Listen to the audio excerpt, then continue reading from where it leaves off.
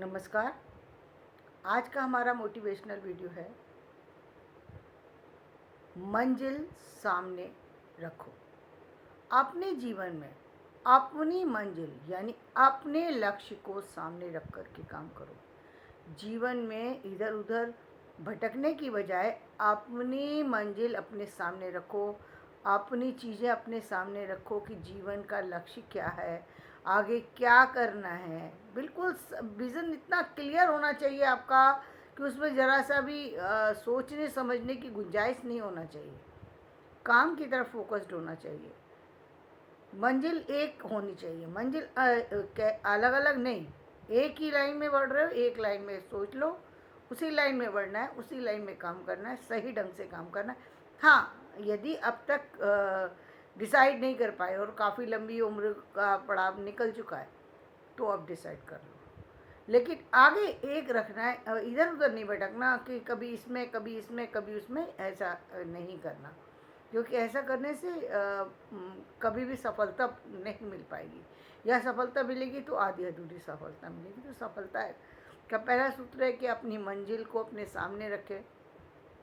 अब आती है जब मंजिल हमने चुन ली, जब हमने रास्ता अपना चुन लिया, अब उस रास्ते में जितनी भी चीज़ें हैं उन चीज़ों को सामने रख करके चलिए और सच को स्वीकार कर लीजिए।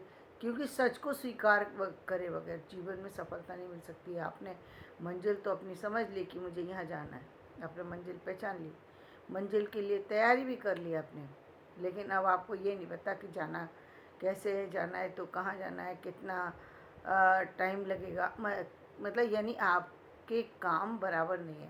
आपके अंदर कुछ कमियां ऐसी हैं जो आप उसको कंप्लीट नहीं कर पा रहे। उन कमियों को कैसे दूर करेंगे? अपनी कुछ कमियां ऐसी हैं जिन्हें आप दूर नहीं कर पा रहे हैं, तो उनको दूर करने का रास्ता बनाइए। किसी भी तरीके से करके आपको अपनी मंजिल, अपनी चीज़ें जो हैं वो कंप्लीट करनी है, अपने काम कंप्लीट करने हैं, अपने जीवन में कोई ना कोई नया रास्ता खोजना है, कुछ ना कुछ नई चीज़ें करनी है, उसको लेकर के चलना है। अपने ये नहीं कि क्या कहते हैं कि यदि कोई कमी है तो आप उस कमी के साथ सालों साल से चले थे, सालों साल तक चलेंगे, ऐसा नहीं। चले थे वो ठीक है, अभी उसको सही करना शुरू करना है। जब तक चले थे कोई बात नहीं, आप चल चुके उसको तो आप करेक्ट नहीं कर सकते। आज जब आपने चलना शुरू किया है तो उन सारी चीज़ों को देखिए जो आपकी डिमांड पर खरी नहीं है। यानी आपके अंदर जो जो कमियां हैं उनको चुनिए, चुनिए और उनको दूर कीजिए। जब तक आप अपनी कमियों पर काम नहीं करते तब तक जीवन में आगे नहीं बढ़ सकते। क्योंकि जहाँ आपको मंजिल की, जहाँ आपको लक्ष्य की शर्त ये है कि लक्ष्य पर ध्यान देना है, वहाँ पर शर्त ये भी है कि आप शर्त के मुताबिक वो जिस काम को आप करना चाहते हैं उसके परफेक्शन में जितनी चीज़ें भी आपकी कमी है उनको दूर करें। ये आप ही की जिम्मेदारी, किसी और की जिम्मेदारी नहीं है कि वो आपकी चीज़ों को सही करेगा। ये आपकी जिम्मेदारी। अब आपको दूर तो करना ही होगा उस चीज़ को, चाहे उसमें टाइम लगे, चाहे उसमें टाइम ना लगे, चाहे कैसे भी करना हो, काम तो करना पड़ेगा। अब आपको किसी भी तरह करना होगा।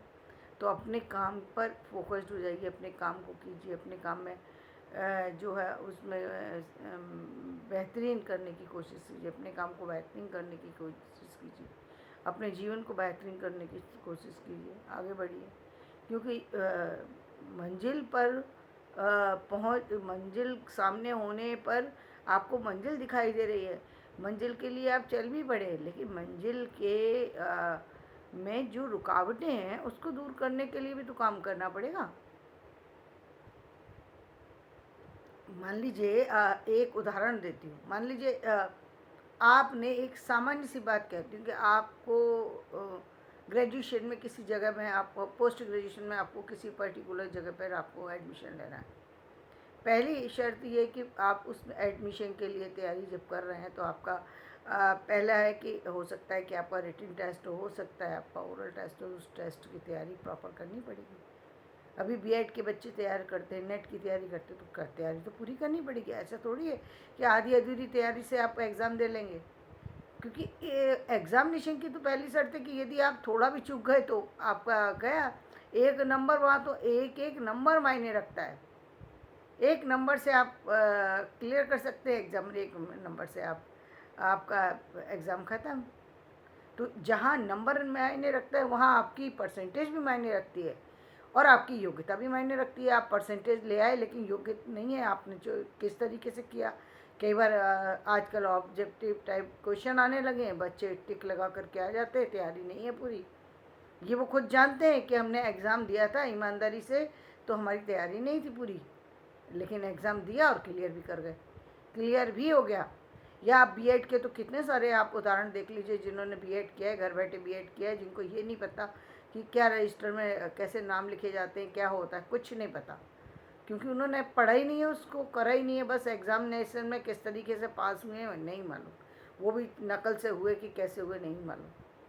अब ऐसी डिग्री यदि आपको मिल चुकी है और आप उस पर चल रहे हैं तो चल रहे हैं, वो तो ठीक है, लेकिन अब अपने आप को किसी न किसी तरीके से अपडेट कीजिए।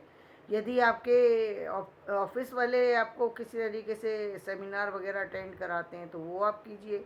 आप उसके लिए और कहीं किसी तरीके से हेल्प ले सकते हो वो लीजिए, क्योंकि आपको अब उन कमियों पर काम करना चाहिए। कब तक आप दूसरों के को लेकर के अपने साथ साथ घूमते रहेंगे, वो कमियां तो दूर करनी पड़ेंगी। तो पहली बात हुई कि अपनी मंजिल को सामने रखिए। दूसरी बात, उस मंजिल की जो भी कमियां हैं, जो भी डिमांड है, उसको ध्यान में रखते हुए यदि उस डिमांड पर खड़े नहीं उतर रहे हैं तो उस डिमांड को पर खड़े उतरने की कोशिश कीजिए। Excuse me. जब तक आप अपनी